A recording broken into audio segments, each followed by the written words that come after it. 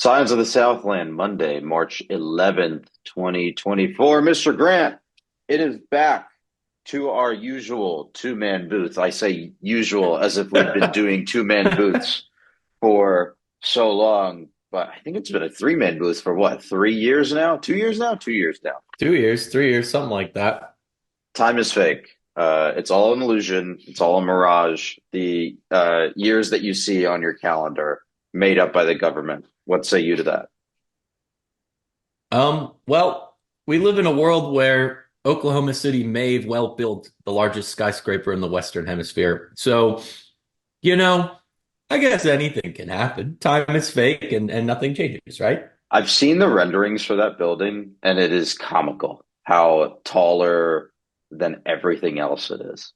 It's Oh, just the, a the only thing, math. It's not the, even the only close to like how short everything else is. the only thing higher than their basketball arena in the render is like a 10-story building. Like I I don't know. That I'm all for like building and all that, but that seems like a weird combo of super, super dense and then just nothing. But that's probably for a different podcast, you know?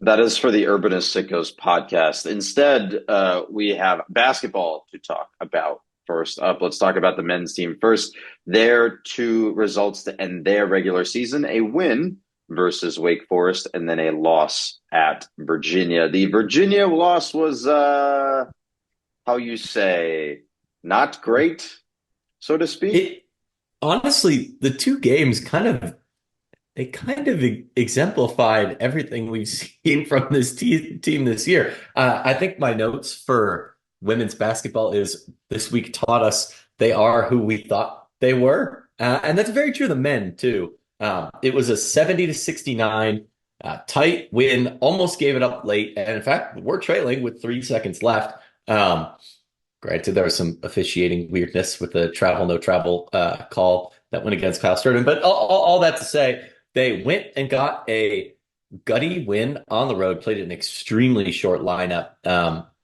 in the process there, and only shot two free throws, which is also something. But and then they go up to Virginia or stay on the road at Virginia and get the breaks blown off of them 72-57. So if that's not emblematic of the win interesting games against good teams, and then oh man, that loss just took the wind out of the sails. I don't know what's more emblematic of this year. Jake, I have two questions for you, and they're interrelated. Number one, Yeah. if I told you that Georgia Tech and Michigan were 1-2 in a ranking, what would your first guess be as to what that ranking is? Oh gosh. Fouls committed? Close. It is Ken Palm. Georgia Tech is Oh. 126 and Michigan is 127. Now, I you thought you meant want. 1-2, like number one in the nation. I was like, I feel like Oh, we've no, committed a I lot of should have specified. I fouls. should have specified consecutive. But Hmm. if I asked you, actually, let me ask it this way: what is Michigan's record, or what do you think Michigan's record is? My guess is that they are probably a game. No, I've heard Michigan fans be pretty upset. So I'm going to go with maybe like, I think we have 14 wins. So let's say like 11 for them, maybe Eight and 10. 23. Oh man, the Ken Pom loves the Big Ten, don't they? Yeah, 8 and 23. That is Michigan's record. I believe they are dead last in the Big Ten this year.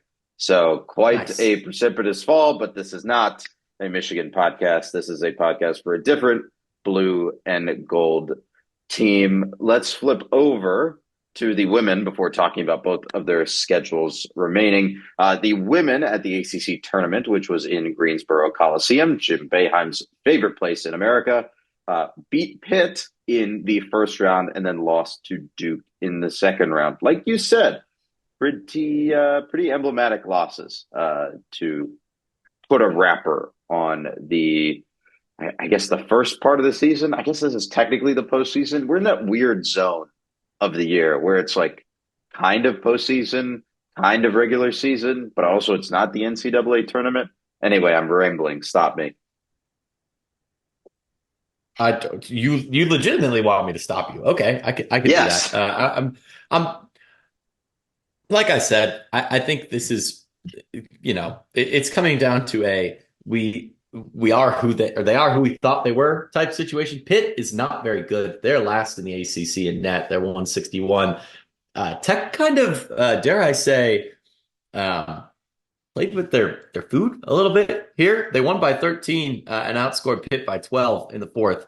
It was pretty tight the whole way through. Pitt put up a good show, but it was a game they really needed to win. I mean, not that it's going to do anything for tournament selection, but maybe on a pride basis, it's you don't want to lose to a 161st ranked in the country team going away there.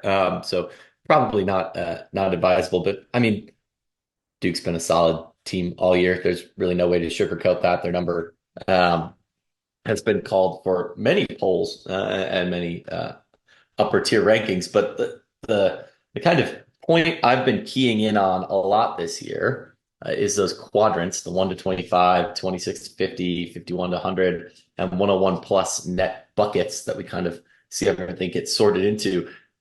Georgia Tech ended the year 0-7 against teams in the net 1 to 25. That includes 2 games against Duke. You got Creighton, Louisville, Virginia Tech, NC State, Notre Dame in there.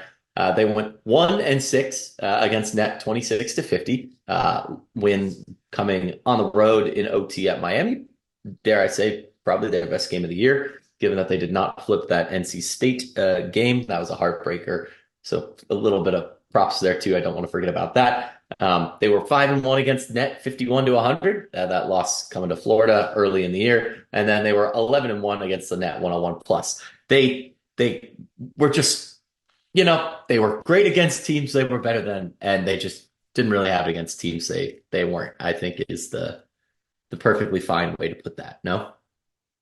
Yeah, and surprisingly, that is good enough to get you into the WNIT field, from what I hear. I pulled up very quickly on the internet a WNIT projections page Ooh. from Omni Rankings, which I have no idea the trustability tier of, but this site gives Georgia Tech a 77.5% chance to reach the round of 32 in the WNIT. So take that for what it's worth. But Yeah. I mean, that also implies that they will make the WNIT, which I think is pretty fair. They're over 500. They're middle of the road in the ACC. Most of those top end ACC teams, being that the conference is so deep, are going to go to the tournament. So why not, right? I don't know Yeah. about hosting. There were a couple conversations I had about that with people that know women's basketball ball much better than I do. But that one is just something that we're going to have to see. I believe Selection Sunday is next weekend. So we'll just have to wait and see on that one. I'm Um, gonna fact check us on that real quick. Women's basketball selection show. It's Sunday the 17th. yep, next Sunday on St. Patrick's Day. So that's great. The men have their ACC tournament future decided tomorrow. They will face off against Notre Dame in the first round. That is a 2 p.m. first tip. I guess that's today when you're hearing this. Other news and notes from basketball. Miles Kelly on the men's side was an honorable mention for the All ACC men's team. Bayan Dongo was on the all rookie team for the ACC, so pretty cool there. And then Tony Morgan was named to the ACC tournament team as well. So pretty good showing on the awards front. Let's move on. Let's talk about softball, Mr. Grant. Where do you want to start? Do you want to start with their results? Do you want to start with where their results have gotten them to recently? I mean, this is a team that's won 15 games in a row, so I've been told. It's a team that's won 15 games in a row, and it's a team that's 6-0 in the ACC. for the very first time since I believe 2002 was the stat I saw there. I know for a fact they're 6-0. That part's not in question. But in terms of those 15 wins, keep in mind Georgia Tech started with a middling weekend against good Alabama, decent Villanova, and bad Longwood teams. Had I guess, a 4-game losing streak at Clearwater. All of those against very high quality teams. 2 games against top 10 teams were canceled. And then since coming back from Clearwater, they've defeated in order Georgia State, UNC Greensboro, Army, Robert Morris, Ball State, Mercer, Pitt, Jacksonville State, and NC State, which 15 in a row. I mean, that's momentum, is it not? It's hard to complain about winning 15 games in a row, and yet you can hear the but in both of our voices. And that's exactly what we said they needed to do 2 weeks ago when we said, hey, we can't judge this team yet. And at the time they were on a 9-game win streak, and it was, hey, 4-2 weekend against those ACC teams is passable. And they went and dare I say, the results from Pitt, and just circling back before we get on to the NC State series, the results from Pitt were 3 run rule games, all of which had very convincing showings at the plate. Those were sandwiched by 2, dare I say, kind of unconvincing midweek games against Mercer and Jacksonville State. And then they went on the road to a solid NC State team. All that to say, right now, Georgia Tech is sitting at they're I guess top half of the conference is a fair way to put it, right around the cut line, but they're looking up at Virginia Tech, Clemson, Duke, Florida State, Virginia, and Louisville, and they're sitting conveniently right above NC State and the rest of the conference there at 42 in the nation in the RPI. Yeah, is that enough framework before we're about to have this discussion? Yeah, I think this is where the but comes in. They are 42 yes. in RPI, but they are 14-0 versus the RPI's 100 and worse, and 4-7 versus anyone ranked better than 100.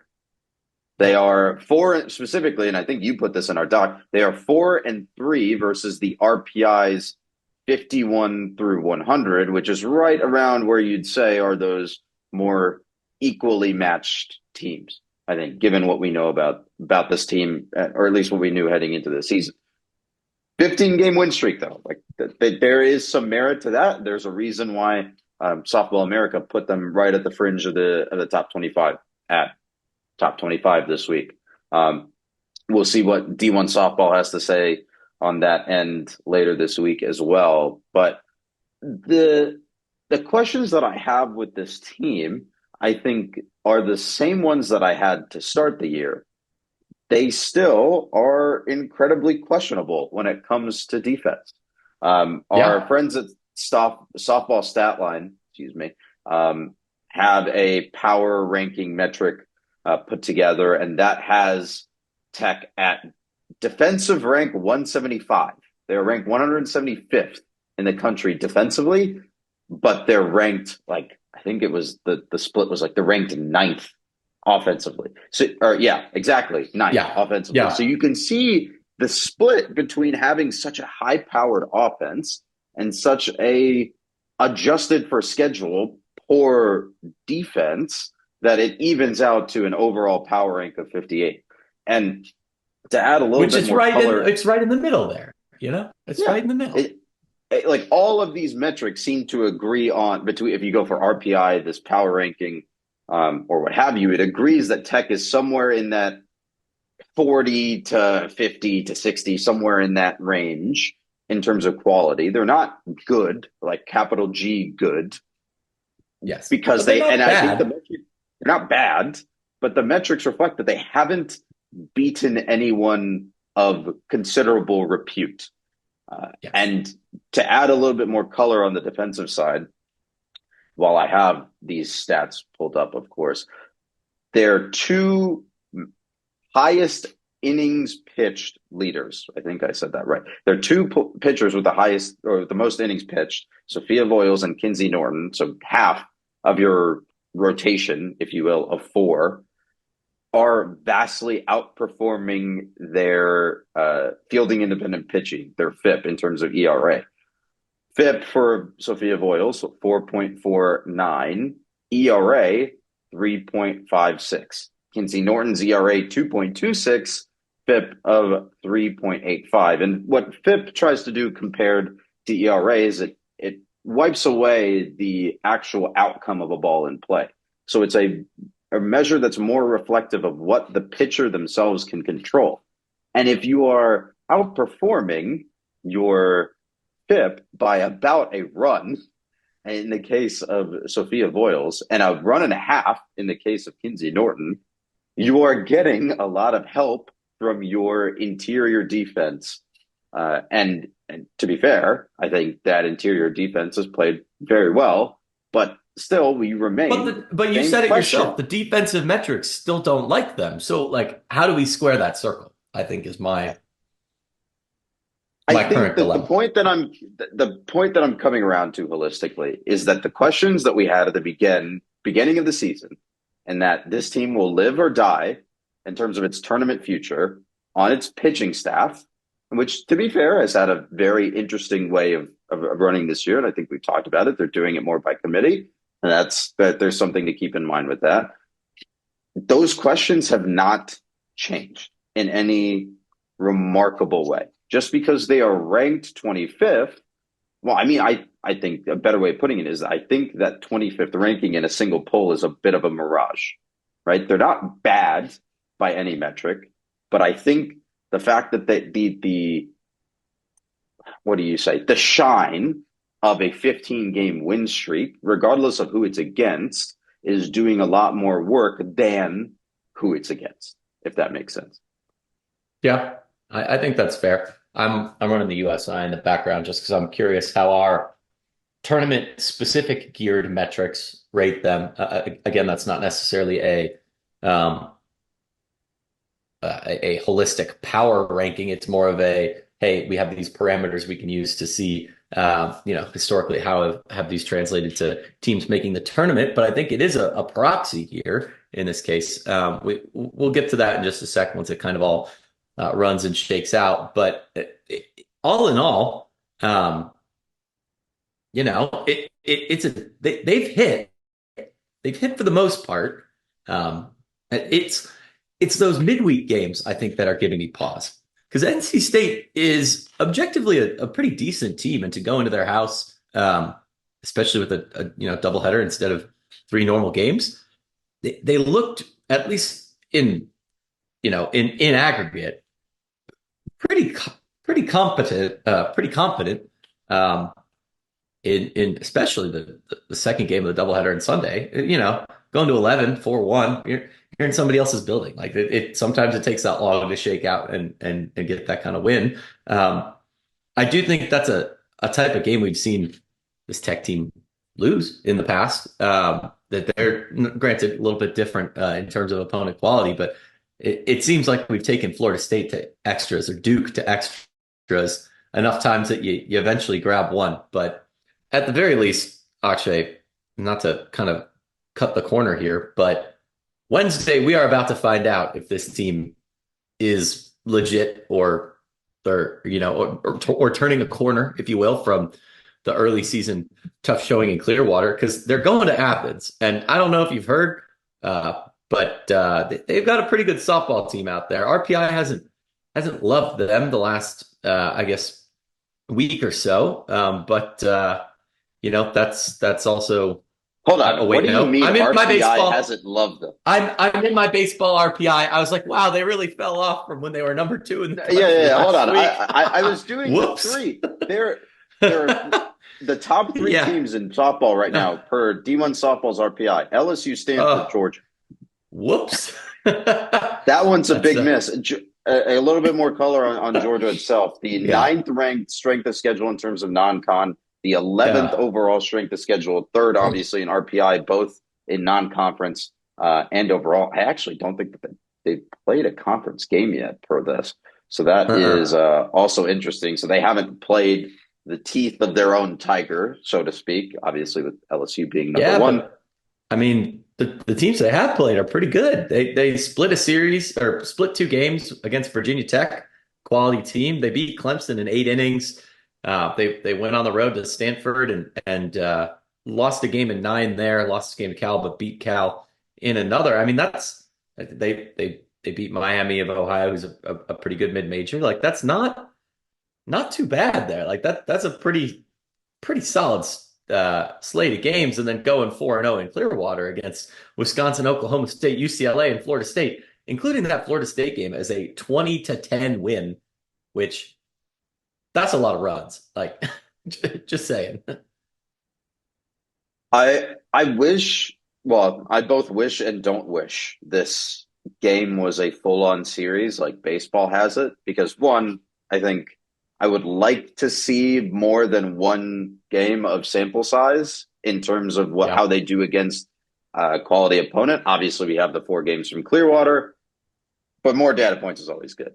I would also not like to see that because I think when Tech beat Georgia in Athens 2 years ago, we talked ad infinitum about how bad softball has been historically versus Georgia, and Hmm. especially in that building. And that Yeah. is one of the reasons why I would not like to see this as a series. So it is what it is. Being that this is in Athens, this will be on the SEC network. I guess this will be Wednesday, tomorrow, Hmm. when you hear this on at the weekend. So your Friday, Saturday, Sunday, Tech will host Notre Dame from the 15th through the 17th. This was a fun series a couple of years ago. This is a very evenly matched series a couple of years ago when Tech went up to South Bend, and every game was a rock fight that went down to the wire. It was very fun, honestly. Very, very fun. Yeah. I mean, that's it's time. Like we're gonna find out. And they get Notre Dame at a right time, I think, for them. Notre Like Dame 61st in RPI, by the way. yeah, it's a team that has been a very regular participant in March softball, in May May and June softball. Well, So technically definitely one to both. keep an eye on. They have Yeah, technically been technically. involved I mean, in we're more all regular. softball. What I love this March Madness, the March Madness of softball. Man. But yeah, this is the week where we start to learn. So I think if they come out of this at a 3-1 or 4-0, it's like, okay, what are we doing here? Let's see. Let's But talk about it them. Let's uh, instead of talking about the Knowles, let's talk about the Jackets. But 2-2, 2-2. I'm intrigued. How did that happen? 1-3. If you lose three close games, yeah, I'm intrigued. It's going to tell us a lot. It's not just a number, like yeah, they're going to play 4 games, but a 4-0 and a 1-3 and a 2-2, all those can look very, very different. So yeah, agreed. More on baseball, men's tennis, women's tennis, and swim and dive NCAA's starting right after this short break. yes, as always, this fine podcast is brought to you by Section 103. Section 103 is the internet's premier place for Georgia Tech apparel, and we've got news this week. You may have heard of this guy. We're going to talk about his team in just a sec, but Drew Burris is really raking at the plate in this young season for Georgia Tech baseball. Drew Burris hit 4 home runs in a game against Georgia State, and now you can buy his jersey, his number 8 with the jacket script. Looks great as always, but definitely go and check it out at section103.com. Remember, free shipping on orders over $70 every day, and you can also support us and the gang over at Section 103 with code FTRS. Welcome back to Scions of the Southland for Monday, March 11th, 2024. Mr. Grant, before we started recording, I think the way that we talked about this series versus Youngstown State for baseball was classified as not polite. I think that's the best way to put it. You had a much more succinct way of putting it, I think. Well, it went to RPI just by taking the field, which is the problem with RPI inherently. And I'm sure there's many ways to Sunday that we can take this, but I do want to point out one thing. One, we also played Northeastern, and Northeastern is very good. And two, the effects that it has on the RPIs of the teams we've already played and will played are also pretty notable in and of themselves. I do want to note that before we played Youngstown State, UGA's RPI was 14th in the country, and this is a great window into the flaws of RPI. They swept their games this weekend. Granted, they were playing Northern Colorado, who is similarly not that good. But between us winning 4 games and them winning 4 games, it managed to completely blow both teams' RPIs straight out the window. Just they fell 16 spots despite winning 4 games. And I'm pulling up ours. I know it's not good, but I just don't know the number off the top of I my have head. it. Tech was Okay. 114th last year, or last week, excuse me, and is now 196th, which is by far, I cannot describe this enough, by far the lowest RPI mark that I think I have ever seen a Georgia Tech baseball team have by like a Mhm. significant margin. And there have been Yeah. some lean years recently for this program. Like this Especially is compared to their historical standard or expectation. especially especially considering the talent that they have on the roster, which we can get to. But I think the loss to Northeastern, which you mentioned earlier, that is to a team that is currently ranked 14th in RPI, was probably 18th at the time of that game. Northeastern's 8-4 from the CAA. They're a very good baseball team, both by RPI and probably by your regular metrics. I don't have those in front of me, but you look at Youngstown State, who I've now lost on my sheet here. They are 288th, and were actually their RPI went up by losing 3 games, or 4 games, excuse me, to Tech, from 289 to 288. So that just kind of Well, tells you how bad it can get at the tail end of the RPI spectrum. yeah, and I want to say this. I mean no ill will to Youngstown State.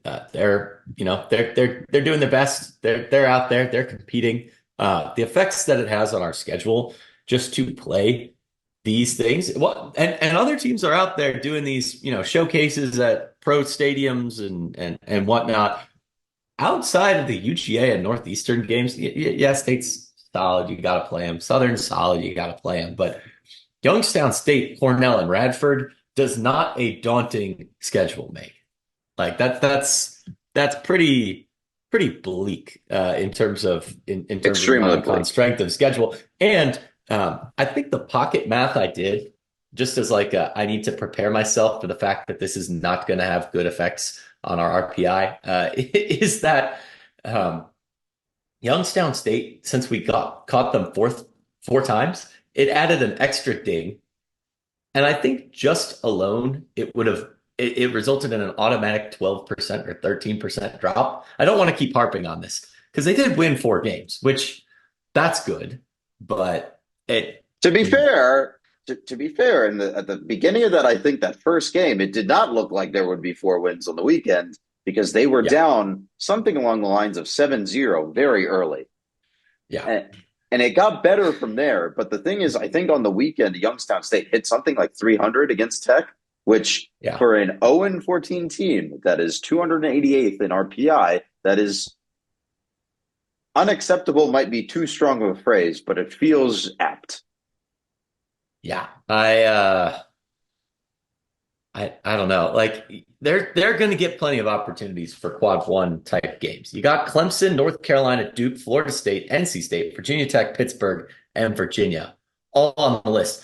For those counting at home, the only ACC series I didn't just name were Miami and Boston College. Like, like they're gonna get quality game opportunities, but it's the pitching and the Youngstown State hitting 300 that spooks me. It's letting up 8 runs to Radford. It's losing 11-4 to Cornell in a game that was not particularly fun. Um, that's where it gets tough, man. Right? Yeah, and to that end, also, I think that Friday, March 1st game versus Athens, that at home was suspended and will not be replayed, so they don't even get a chance to come back in that one. But they were also down by a fairly significant margin, if I remember correctly, when that game was suspended. So all that to say, it is while they are what 11-4 without before starting ACC play, things feel a little bleak because again, like with softball, the same problems that we identified as the at the beginning of the season, and for this team, the same problem that we've identified at the beginning of each of the last 5 seasons is continues to be the same problem through 15 games. Aiden Finitteri's Yeah. stat line, by the way, as the one shining thing in Tech's pitching arsenal. 2.45 ERA with a 0.215 batting average. Not everything can be sterling. 26 Ks, 5 walks, 6 earned runs overall, all in 4 games started. Those were his only appearances. So, I mean, pretty good early returns from a guy that we thought was going to be good. It just is aside from him in terms of your rotation and your bullpen, it's more of the same malaise that we saw last year and the year before that and the year before that and the year before that to the point where I kind of don't know what we're doing anymore. So I do want to sprinkle in a little bit more, just I guess context info. Northeastern, they're quite good. They've also seen Arizona on the road. Arizona's a good school. You've got they had a series against Mercer and ODU. That's again not bad, not bad. Like we said, UGA did win 4 games this weekend. Tech has coming up Mercer, a Mercer team that said Northeastern team has just played. That ought to be interesting. Kennesaw and Georgia State round out the next couple of midweeks with NC State coming to town this weekend and Tech heading on the road to UNC the week after that. speaking of Tech's next 4 games, so you mentioned that fixture coming up against Mercer. That will be tomorrow when we're recording this. Today, when you hear this, that's at Mercer, and then NC State will come to Atlanta to start ACC play this weekend. So a nice little 1-2 situation between softball and baseball for NC State. Shall we move on from the stickball sports and turn over to the netball sports? I was going to say, in terms of content, I think it's for the best that we move on to those because we actually have some fun things to talk about there. Fascinating concept that we saw on ESPN and ACC Network Extra this weekend. That they had Yep. the quad box or the septuple box or whatever you want to call it set up for tennis, for college tennis, and which was fascinating. I'm not sure I got to catch our games on there, but I did see a little bit of Duke and Virginia, which I believe turned out to be a thriller. Or I may be remembering the baseball one, but it turned out to be a really fun watch. Just it's a lot of information at once, just like the quad box Yes. for football or for soccer is. But my God, for a sport that isn't necessarily great about like parallel record keeping occasionally, being able to watch like manage and view all 6 singles courts at once was great. I was having the time of my life. Well, yeah, and I just there's always been some random like home YouTube streams and stuff, but that's kind of hard for folks to find, or if you don't know about it, you don't know to look there. But if you can just tune in, especially if they're doing that for multiple ACC teams, boom. Now, yeah, and college tennis is a pretty watchable product. I find it very entertaining. I just, sometimes don't get to see as many in-person game or matches as I'd like to. But I mean, if you can get in the mix with a bunch of ACC teams, boom, not only are you more informed about Georgia Tech, but you also get a lot more of the context of what's going on in the conference and, what does a Duke look like versus I almost said versus a Chapel Hill versus UNC, like that's a pretty good way to get more invested is, knowledge is a gateway to that kind of connection. And I mean, also, it's a sign of, at least at some level, some increasing production quality, right? Like Yeah. going Mhm. from not necessarily the implication of YouTube versus ESPN, because in my day, I've seen very many well-produced sports games on YouTube. But Yeah. that being said, there's also the investment of just like of ESPN saying, "Hey, we want to make this a better, more watchable product as part of our college sports portfolio and investing in having these kinds of streams available. So there's an implied step up in production quality there. But I think Yep. that's enough of talking about the meta, the TV side of the tennis this weekend. Let's start talking about the actual results. I have the women pulled up here first, the number 31 ranked women. They took a hard 5-2 result versus number 5 UNC. But, and this I felt was pretty big, they went up to Durham, played number 21 Duke, and came away with a 4-1 victory. Now, I said this was big. I think when I posed it to you in our writers' room, you're like, let's pump the brakes here a little bit and see what we got. I think of all the teams Georgia Tech has, it comes to mind, especially in recent years, golf, volleyball, and women's tennis as consistent, ranked, quality teams. Yes, this is a good win, objectively a good win. But it's also one that we're very used to seeing past women's tennis teams get. So, if anything, I'm a little bit like, that was refreshing. I don't know if that's a good sign. Progress, good. Moving forward, good.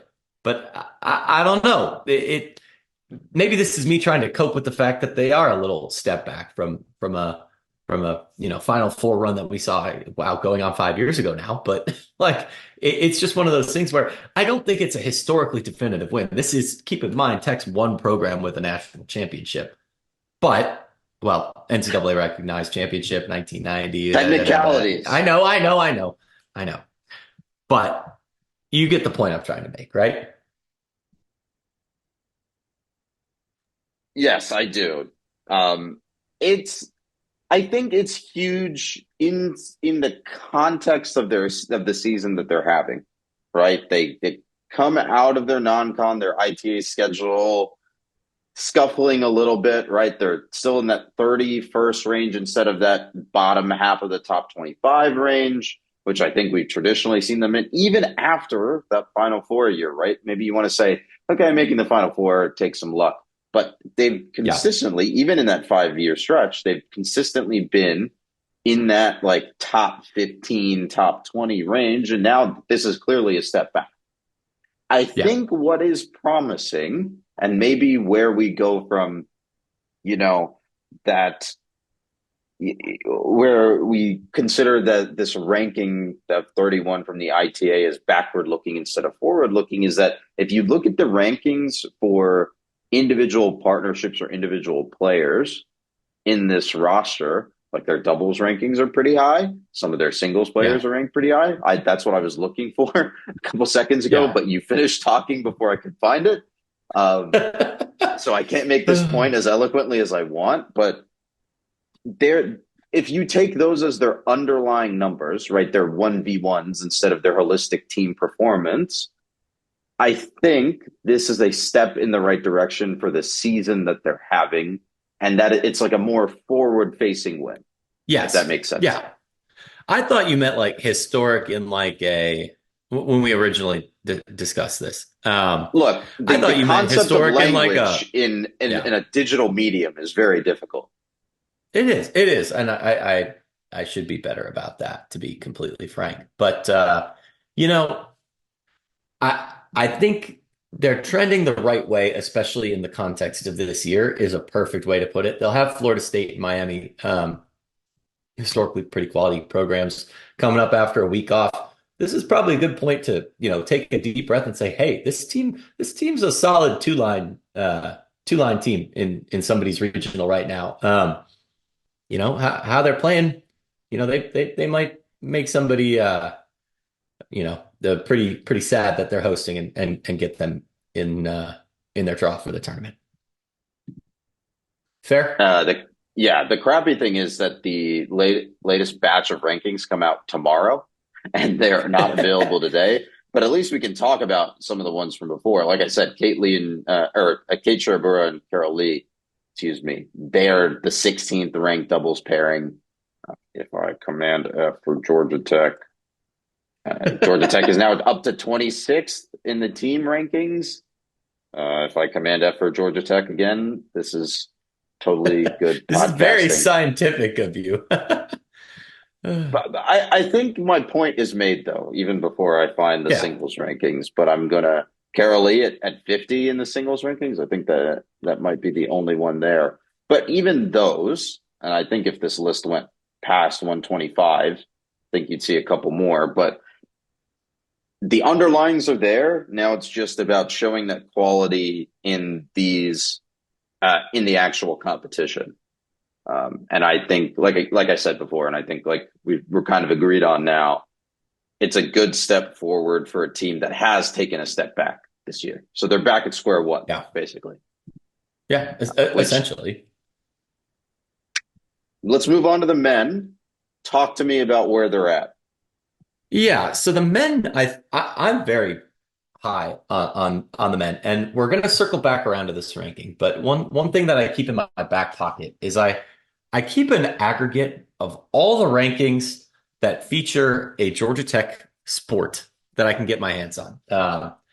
I can bemoan the loss of golf stat as a feeder into that because it's a shame they lost that whole deal, but we don't have to get into that. All that to say, when you kind of zoom out on the various teams and components that go into this ranking. I call it the rec, which is my very very tongue-in-cheek relative execution of competence calculation, a way to back up into that number. All that to say, when you take a look since the start of the athletic year, for those that don't know, the athletic year starts the middle of summer. So July 1, change since July 1 in each team's individual weighting relative to the number of teams competing in their various sports.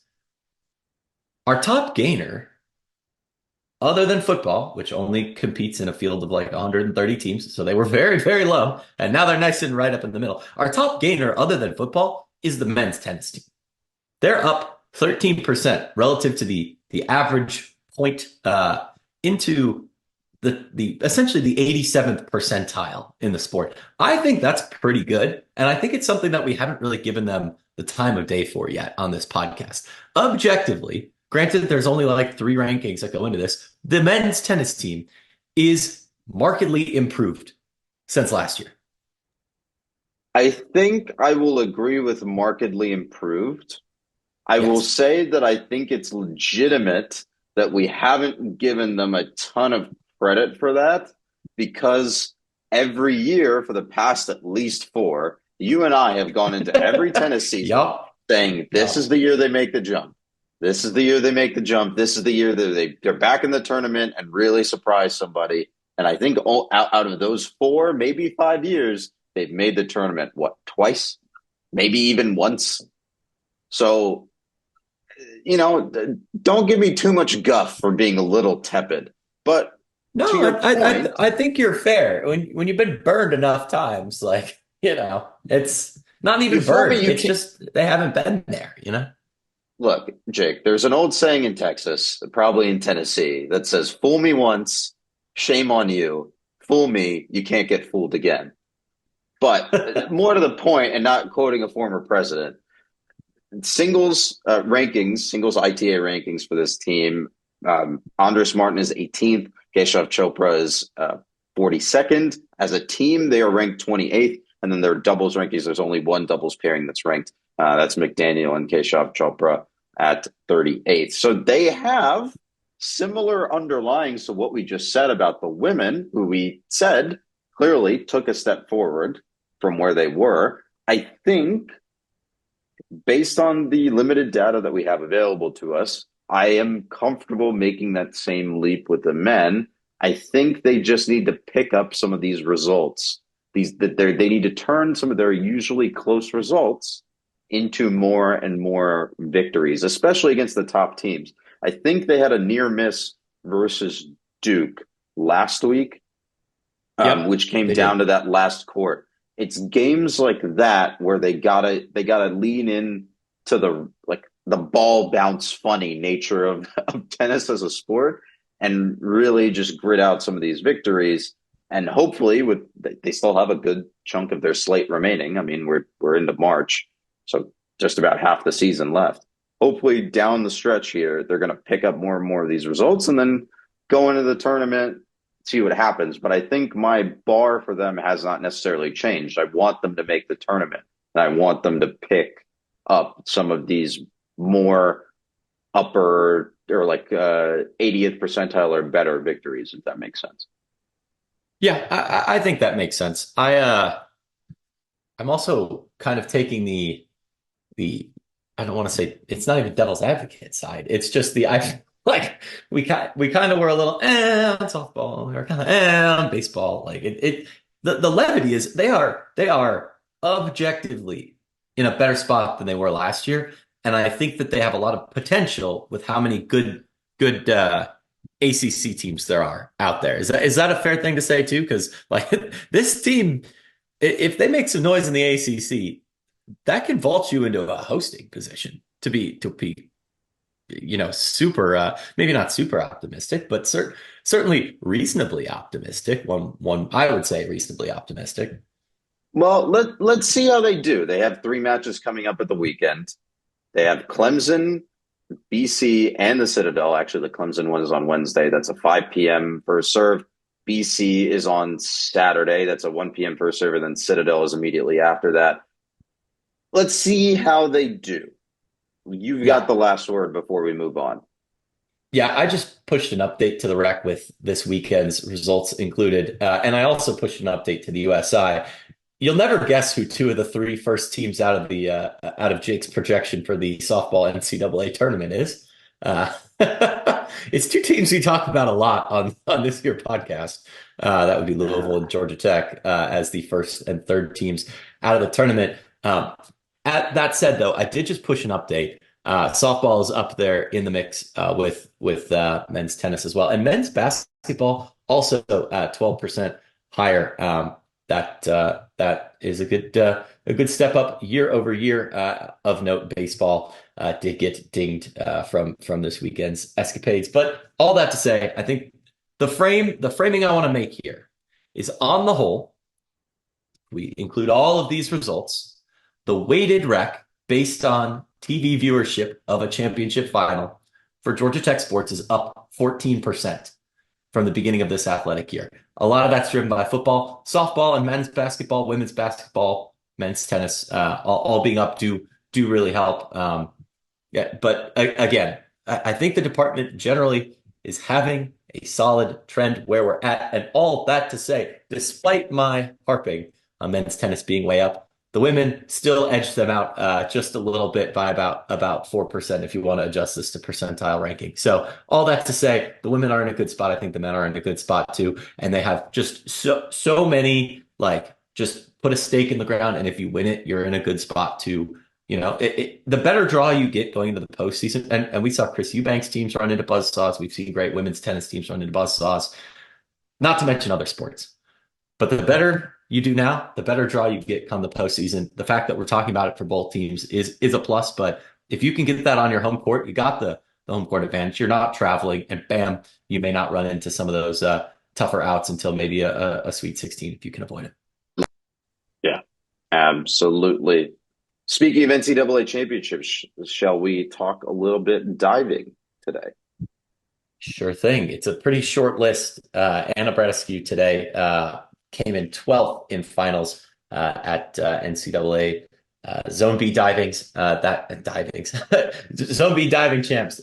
That's a fairly good showing, but that's the main item there. Diving does get spread out over a number of days. Actually, that was yesterday. My apologies. I forgot to check today's results. But we've got 4 more days of this before we figure out who's headed to. I think it's Athens again. Athens for both Zone Bs and then the women's championships coming up here. I'm not sure that we've had any swimmers get announced yet. Have you seen any psych sheets for that, Akshay? You would be more of an expert on NCAA swimming psych sheets than I, so I don't know why you're asking me. Figures. I hadn't seen any A cuts for us, but I didn't check up on the Bs yet either. So we can circle back around to that. Keep in mind that the women's championships do start the 20th. So we will probably have a little bit more info for you there as more of a preview type entry. We still got to figure out if any of our divers make it before we can talk about, high level expectations there. Yep. Agreed. Let's roll down the roster of our news and notes here. Golf will be at the Linger Longer Invitational starting Sunday. So look for updates from there next week.